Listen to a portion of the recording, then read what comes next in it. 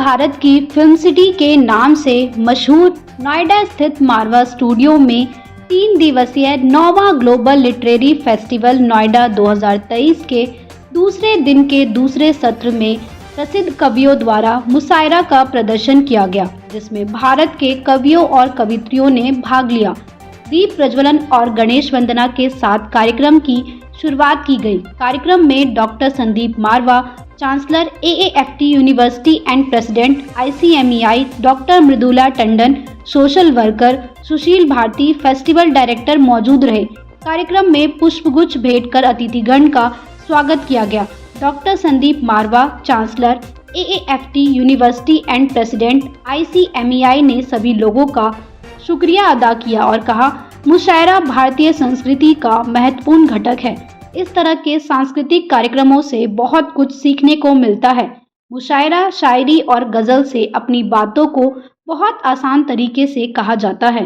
कार्यक्रम में शराफ नानपरवी, एडमिरल खुरम, शहजाद नूर, शिशिर सोमवंशी, जावेद मुसीरी, शहीद अनवर जैसे जाने माने कवियों ने भाग लिया और सुंदर शायरी और गजल प्रस्तुत कर सभी को मंत्रमुग्ध कर दिया।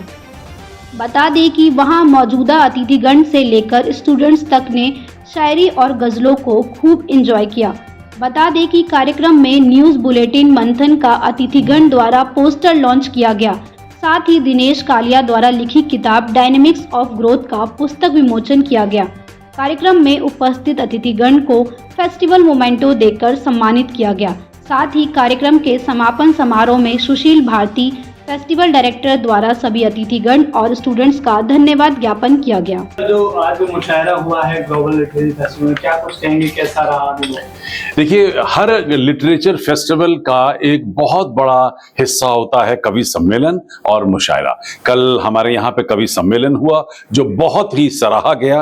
देश भर से कवि लोग यहाँ आए और उन्होंने अपनी बातें कविता के जरिए आम जनता तक पहुँचाने की कोशिश की। आज मुशायरा था, बहुत सारी जो उनके एक्सप्रेशन थे वो गीतों में निकले।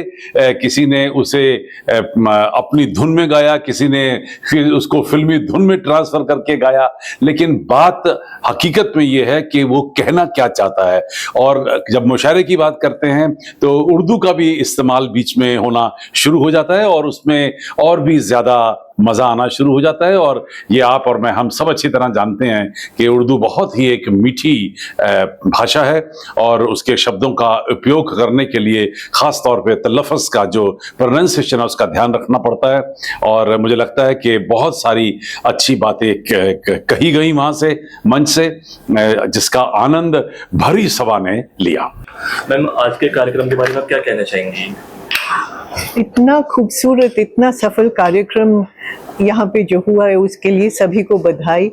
जो आयोजक हैं, मारवा स्टूडियोज़ हैं, संदीप मारवा जी हैं, चांसलर हैं, उसके बावजूद इतना वक्त निकालते हैं, 3 दिन का ये लिटरेरी फेस्टिवल करते हैं। सुशील भारती जी, जिनकी वजह से ये सारा कार्यक्रम इतने सुनियोजित तरीके से होता है, और जो शायर आज आए और जिस तरह उन्होंने सुनाया, क्या variety, from a retired Admiral of the Navy to a forest officer, to people who work only with poetry and dream of nothing but poem and the literature.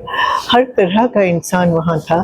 5 जनों के अंदर ऐसी शायरी सुनी कि मैं क्या, जितने हाजिर थे सब ने वाह वाह करी।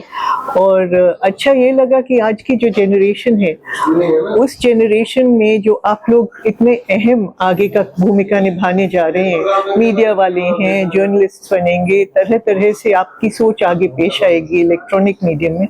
आप लोगों को ये शायरी और इस तरह से शब्दों का खेल समझ आए, इससे बेहतर आपकी स्टडीज़ में क्या होगा। मुझे ये कार्यक्रम बहुत पसंद आया।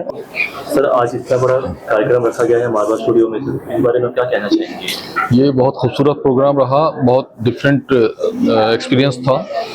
मैंने जैसा अभी निज़ामत के दौरान कहा कि ऐसे ऑडियंस हमको नसीब से मिलते हैं।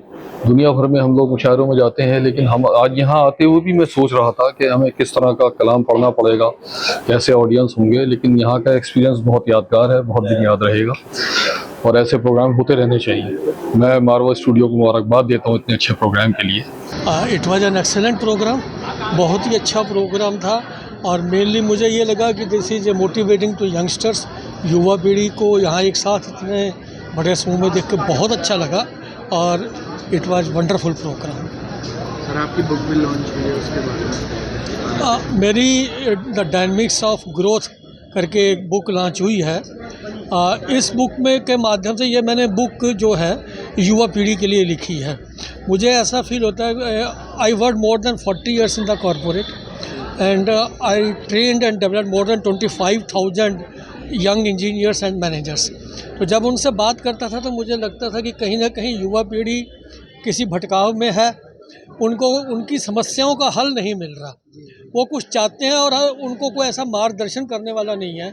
अगर वो मेरे पास आते थे कि भाई सर ये इसका आंसर क्या है या हमारी प्रॉब्लम है, तो मैं एक क्वेश्चन का आंसर दे सकता हूँ, पूरा उनको नहीं बता सकता। तो उस समय इसलिए मैंने फिर ये किताब लिखी कि जो भी युवा मेरी किताब को देखेगा, पढ़ेगा, तो उसको वो एक मार्गदर्शन मिलेगा।